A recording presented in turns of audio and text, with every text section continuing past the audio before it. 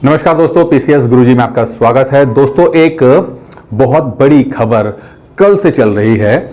जब पहली बार अभी जो G20 की जो मीटिंग हो रही है उसमें राष्ट्रपति जी जो हमारी हैं उन्होंने एक डिनर इनविटेशन दिया, तो उसमें लिखा प्रेसिडेंट ऑफ भारत। पहले लिखा होता था प्रेसिडेंट ऑफ इंडिया, लेकिन इस बार प्रेसिडेंट ऑफ भारत लिखा गया। यहां तक कि मोदी जी ने भी एक बार अपने एक ऑफिशियल उसमें प्रधानमंत्री प्राइम मिनिस्टर ऑफ भारत लिखा था। अब वैसे तो इंडिया और भारत दोनों ही जो हैं वो भारत यानी कि इंडिया के शब्द हैं, दोनों एक ही जैसे हैं, एक ही ऑफिशियल शब्द है। कोई ऐसा नहीं कि इंडिया ऑफिशियल है और भारत अनऑफिशियल है। बट कल से जब से ये इमेज सरफेस हुई है इंटरनेट के ऊपर, तब से बड़ा हंगामा चल रहा है। लोगों को लग रहा है कि शायद बीजेपी सरकार जो है वो इंडिया शब्द को संविधान से अलग करना चाहती है और सिर्फ भारत पे ही रहना चाहती है। अब जब से ये खबर आई है तो कुछ और भी एक्टिविटी सोशल मीडिया पे हुई।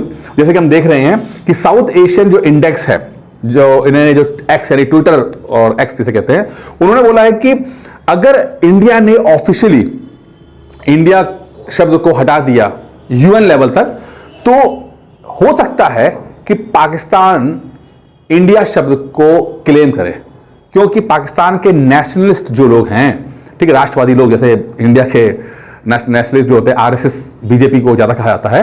वैसे ये टर्म थोड़ा सा ज़्यादा समझने वाला है, लेकिन समझिए कि जो राष्ट्रवादी लोग होते हैं उन्होंने कहा कि चूंकि इंडिया का ओरिजिन शब्द इंडस से हुआ है और इंडस तो पाकिस्तान में रहती है, तो असली जो इंडिया है वही है।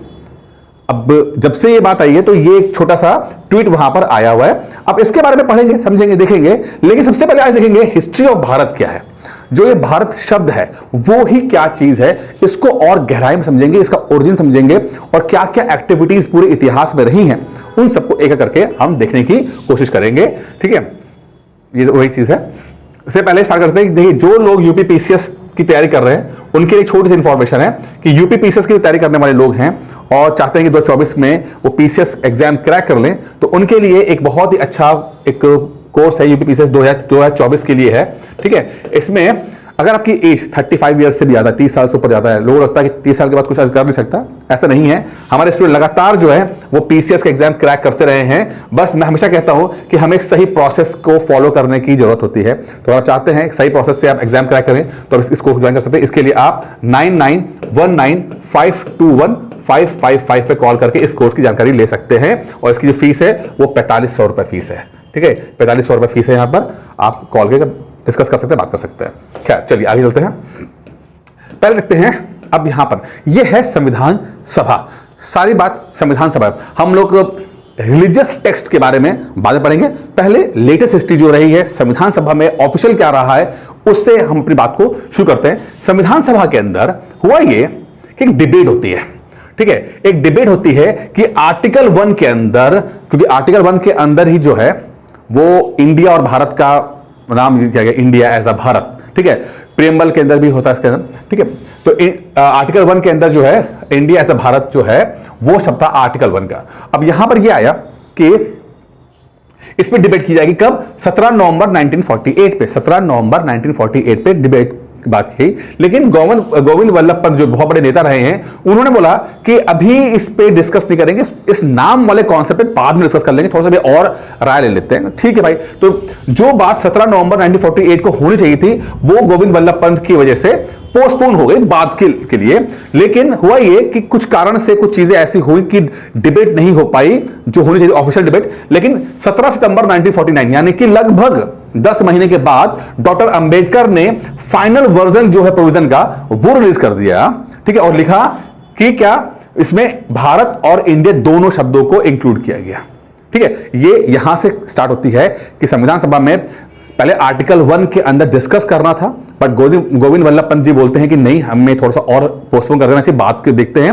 लेकिन कुछ ऐसा घटना घटी कि नहीं डिस्कस हो पाया। लेकिन 17 नवंबर को, क्योंकि 26 नवंबर को तो साइन हो गया था ना आपका, 26 नवंबर 1949 में तो संविधान बनने तैयार हो गया है, तो 17 सितंबर आ गया है, अब कुछ फाइनल करना है। तो डॉक्टर अंबेडकर ने अपना जो ड्राफ्ट तैयार किया था उसमें दोनों शब्द इंडिया और भारत दोनों को इंक्लूड कर दिया गया यहां पर। ठीक है, अब यहां पर एक चीज होती है यहां पर जैसे ही शब्द इंक्लूड किया जाता है तो कई जो मेंबर हैं इस बात के खिलाफ हो जाते हैं कि इंडिया शब्द तुमने क्यों इंक्लूड किया है, क्योंकि कहता है कि जब इंडिया शब्द इंक्लूड करने से क्या होता है कि हमें एक कॉलोनियल यानी कि जो ब्रिटिश एरा की उसमें एक महक दिखती है इंडिया शब्द के अंदर। तो बहुत सारे मेंबर्स इस बात के विरोध में थे कि इंडिया शब्द को नहीं इंक्लूड करना चाहिए था। ठीक है, अच्छा अब बात थोड़ी और आगे बढ़ती है और एक और नेता आते हैं सेठ गोविंद दास। सेठ गोविंद दास जो जबलपुर के हैं वो कहते हैं कि ऐसा करो कि भारत का शब्द जो है इंडिया से ऊपर आना चाहिए। देखिए अब शब्दों आ गए लेकिन प्रेफर क्या था, इंडिया ऐसा भारत नहीं। तो उन्हें बोला कि ऐसा करो कि भारत जो है वो मेन शब्द होना चाहिए, भारत एज अ इंडिया होना चाहिए। और उसमें लिखा है कि भारत जो है कि जो भारत का इंग्लिश में सब्स्टिट्यूट जो होगा, इंग्लिश का जो ट्रांसलेशन वो इंडिया होना चाहिए। अभी हम क्या बोलते हैं, इंडिया एज अ भारत, नहीं भारत मेन रहेगा और उसमें यह लिखा जाएगा कि इंग्लिश ट्रांसलेशन में भारत शब्द का जो ट्रांसलेशन होगा वो इंडिया होगा। ऐसा बोला किसने, सेठ गोविंद दास ने। ठीक है, अच्छा अब एक दूसरा बड़े नेता आते हैं हरि विष्णु कामत। वो कहते हैं कि वो एक एग्जाम्पल देते हैं आयरलैंड आयरिश कॉन्स्टिट्यूशन का। अब आपको पता ही है कि हमारे संविधान में आयरिश कॉन्स्टिट्यूशन कुछ लिया गया है, तो पहले तो आप कमेंट बॉक्स में लिखिए कि आयरलैंड से हमने क्या चीज संविधान में ली है, आपको ये कमेंट बॉक्स में लिखना है। तो यहां पर क्या आयरिश कॉन्स्टिट्यूशन के अंदर, अब यहां पर क्या है वो कहते हैं कि जैसे ना आयरलैंड में लिखा गया है, जैसे आप यहां देखिए the constitution of the Irish Free State reads, क्या लिखा होता है उसके अंदर, the name of the state is Eire. ठीक है, the name of the state is Eire और in the English language Ireland. कहते हैं मेन स्टेट तो क्या है, स्टेट इज आयर है, EIR है, लेकिन इंग्लिश लैंग्वेज में इसे आयरलैंड कहा जाएगा। तो उन्होंने अपनी पुरानी बात भी रखी और बोल भी दिया कि नया अगर अंग्रेजी की बात करते हैं तो हम आयरलैंड कहेंगे इसको। तो यहां पर बोल देंगे कि जो द नेम ऑफ भारत और in the English language is India. ये बात कौन बोलता है, ये बोलते हैं हरि विष्णु कामत, जो कहते हैं कि हमें अगर दोनों ही शब्द लेके चलने हैं तो हम भारत को तवज्जो ज्यादा देंगे, इंडिया शब्द को तवज्जो कम देंगे।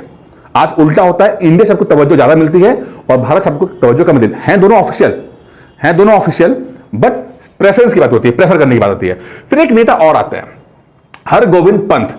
ठीक है, वो कहते हैं कि भाई नॉर्थ इंडिया में के जो लोग हैं, नॉर्थ इंडिया के लोग हैं, वो तो कहते हैं कि भारतवंश रहेगा, भारतवर्ष रहेगा, हमें उसके सिवा कुछ नहीं, ना हमें भारत चाहिए ना हमें इंडिया चाहिए, हमें भारतवर्ष चाहिए, भारतवर्ष। तो ये शब्द कहते हैं नॉर्थ इंडिया के लोग तो ये भारतवर्ष बोल रहे हैं। ठीक है, उन्होंने कहा कि क्योंकि ये जो शब्द है इंडिया का, जो इंडिया या हिंदुस्तान जो शब्द है ये हमें फॉरेनर्स ने दिया है, ठीक है, तो हमें ये तो शब्द नहीं लेने चाहिए। ठीक है, और अगर हम ये शब्द पर टिके रहते हैं कि इंडिया ये शब्द पर टिके रहते हैं तो जो है हमें मतलब ये होगा कि हमें लगेगा कि जो अत्याचार हम पे हुए हैं, क्योंकि जो भी लोग हम पे आए, अटैक किया, चाहे वो मुस्लिम शासक रहे हों या उससे अंग्रेज रहे हों या उससे पहले जो ग्रीक्स आए या अलेक्जेंडर्स आए, जो भी आए, उन्होंने जो भी आए किस लिए थे, यहां पर इतनी संपदा थी, इसको लूटने के लिए आए थे और ये शब्द वहीं से मिलते, चाहे हिंदुस्तान शब्द हो चाहे आपका इंडिया शब्द हो। और अगर हम इस पर टिके रहते हैं तो इसका मतलब यह है कि हमें इस बात पर कोई शर्म नहीं है कि हमारे साथ जो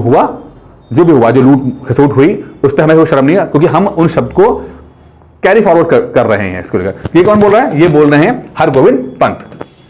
अच्छा, अब दास जो दास जी थे, ठीक है, उन्होंने फिर से बोला, कहते हैं कि हमारे विष्णु पुराण और ब्रह्म पुराण के अंदर भारत शब्द का मेंशन किया गया। अब यहाँ पे थोड़ा सा रिलीजियस, ये सब संविधान सभा में बात चल रही है यहाँ पे कि विष्णु पुराण और ब्रह्म पुराण के अंदर मेंशन किया जाता है भारत का। ठीक है, और यहां तक कि जो 7वीं सेंचुरी में चाइनीज ट्रेवलर आता है ह्वेनसांग, उन्होंने भी भारत को रेफर किया, to had refer to Bharat, मतलब उस समय तक भारत शब्द जो है प्रचलित है। ह्वेन सिंह जब आते हैं अपनी किताबों में लिखते हैं तो भारत शब्द ही लिखते हैं इसके अंदर। ठीक है, ह्वेन सिंह आपने पढ़ा होगा इसके अंदर। अच्छा, अब क्या है, हिस्टोरियंस और फिलोलॉजिस्ट जो होते हैं वो अभी इस बात पे एग्री नहीं हुए हैं कि भारत शब्द के ओरिजिन पे ही बहुत ज्यादा एक डिसएग्रीमेंट है। अलग अलग कहानियां हैं, अलग अलग वर्जन्स हैं। ठीक है, कोई बोलता है जो आपका शकुंतला वाली आपका शांतनु और शकुंतला जो है वहां की कहानी से इंस्पायर होते हैं, लेकिन अलग अलग चीजें हैं। तो हिस्टोरियंस अभी भी एक मत इस बात पे नहीं हो पाए हैं। ठीक है, अच्छा अब बात करते हैं थोड़ा वेदों की। तो ऋग्वेद के अंदर भारत अपीयर्स इन ऋग्वेद, ठीक है, जो कि लगभग 1500 BC के आसपास है। अब कुछ तो उसको और पुराना बोलते हैं और कुछ तो और भी पुराना कहते हैं कि जब लिखा नहीं गया था, ओरल के माध्यम से भी चलता था, लेकिन एक फिर भी समझने के लिए हम देखते हैं कि 1500 BC के आसपास जब ये लिखा गया ऋग्वेद, उसके अंदर एक बात बोली गई कि भाई देखो, जो एक वॉर हुआ था, कौन सा, 10 राज्य वार जो होता है, यानी कि battle of 10 Kings, battle of 10 Kings, यानी कि 10 राजाओं ने लड़ा था। उसमें जो सुदास थे, ठीक है, जिन्होंने अपने दुश्मनों को हराया था इस लड़ाई के अंदर, 10 राज्य वॉर के अंदर, उसके वहां से बोलते हैं कि ये जो लोग थे, जो राजा जीते थे सुदास, वहां से ये भारत शब्द आता है, भारत के लोग वहां से आते हैं, और भारत के लोग कहा गया, और भारतम जन्म कहा गया, या सन ऑफ भारत, या भारत पुत्र कहा गया। किसको? सुदास को कहा गया। एक ट्राइब था, सुदास एक ट्राइब थे जिन्होंने युद्ध में अपने विरोधियों को हरा के, और उस बैटल को बोलते हैं बैटल ऑफ 10 किंग्स, हराया था, और वहां से ये शब्द निकल के आता है, ऐसा ऋग्वेद कहता है। ठीक है, अच्छा, अब ऋग्वेद में एक और आता है, यहां पे देखिए एक श्लोक हम लोग पढ़ते हैं अपने शास्त्रों में, जम्बू द्वीपे भारत खंडे आर्यवर्ते भारतवर्ष, एक नगरी है विख्यात अयोध्या नाम की, यही जन्मभूमि है परम पूज्य श्री राम की। अब ये तो हिंदी में है, लेकिन संस्कृत में भी कुछ ऐसा ही लिखा हुआ है, जहां पर जम्बू द्वीपे भारत खंडे आर्यवर्त भारतवर्ष, इस 4 चीजों का मेंशन किया गया। अब इनमें क्या मेंशन किया गया है समझते हैं। देखिए, जम्बू द्वीपे का मतलब क्या होता है? जम्बू द्वीप का मतलब होता है कि एशिया और यूरेशिया का पूरा इलाका जो है, ठीक है, एशिया यूरेशिया का पूरा इलाका है। तो भारत के लोगों को उस समय जो पूरी ज्योग्राफी पता होगी, वो यहाँ एशिया और यूरेशिया का पूरा जो इलाका है, यहाँ तक की ज्योग्राफी के बारे में पता था, इसलिए उन्हें उसे जम्बू द्वीपे कहा गया। हो सकता है उस समय अमेरिका के बारे में ना जानकारी हो, लेकिन इन एशिया और यूरोप के बारे में जानकारी थी, तो इसके जम्बू द्वीपे आ गया। ठीक है, तो भारत खंडे इसमें आते हैं। भारत खंड में देखिए, इंडिया है, आज का इंडिया है, पाकिस्तान है, अफगानिस्तान है, यहाँ पे आपका म्यांमार है, और नीचे और भी छोटे देश है, आपका थाईलैंड वगैरह, तो इसे भारत खंडे कहा गया। ठीक है, आर्यवर्त के अंदर हटा दीजिए, आर्यवर्त के अंदर भारत और पाकिस्तान और अफगानिस्तान का इलाका आ गया, लेकिन जो भारतवर्ष है, आज का भारतवर्ष है, ये आज का भारतवर्ष है, हमसे बोलते हैं। तो जम्बू द्वीप पे भारत खंडे आर्यवर्ते भारतवर्ष, ये सब हम समझ पा रहे हैं कि क्या ये क्या कहना चाहते हैं। ठीक है, अच्छा, अब एक और एक्सकेवेशन होता है जहां पर हाथी गुफा है। कलिंग, आपने अशोका और कलिंग का वॉर देखा होगा, तो हाथी गुफा एक इंस्क्रिप्शन है 2nd सेंचुरी में, वहां पर देखिए हाथी गुफा, यहाँ ये जो है आपका खारवेल, वहां पे एक जैन राजा है खारवेल एक जैन राजा है, जो लिखता है send an expedition to the conquer Bharatvarsha. क्या लिखा है कि खारवेल, इस गुफा के अंदर इंस्क्रिप्शन मिलता है, हाथी गुफा है, जिसके अंदर एक जैन राजा है खारवेल, जो एक एक्सपीडिशन अपनी सेना भेजता है नॉर्थ में भारतवर्ष को जीतने के लिए, और खुद ये कहां पे है? उड़ीसा के अंदर है, यहां पर आसपास कहीं है। ठीक है, तो यहां पर जाता है, तो भारतवर्ष को इस जगह को भारतवर्ष कहा गया है। ठीक है, इस जगह को भारतवर्ष कहा गया है, क्योंकि यहां पर हाथी गुफा इंस्क्रिप्शन बोलता है कि खारवेल ने send an expedition to conquer Bharatvarsha. ठीक है, अच्छा, अब एक सोशल साइंटिस्ट है कैथरीन क्लेमेंटिन ओझा। ठीक है, सोशल साइंटिस्ट हैं, इन्होंने एक रिसर्च पेपर लिखा 2014 के अंदर, 2014 के अंदर एक रिसर्च पेपर लिखा। ठीक है, और उसका नाम था इंडिया, इन्होंने लिखा इसमें India that is Bharat, one country two names and the concept of Bharatvarsh. ये उसमें लिखती हैं, अपना एक आर्टिकल लिखती हैं एक 2014 के अंदर। ठीक है, और उसमें उन्होंने बोला कि एक्सप्लेन के भारत को, explain Bharat in the sense of religious and social culture entity rather than A political और ज्योग्राफिकल वन। क्या बोल रहे हैं?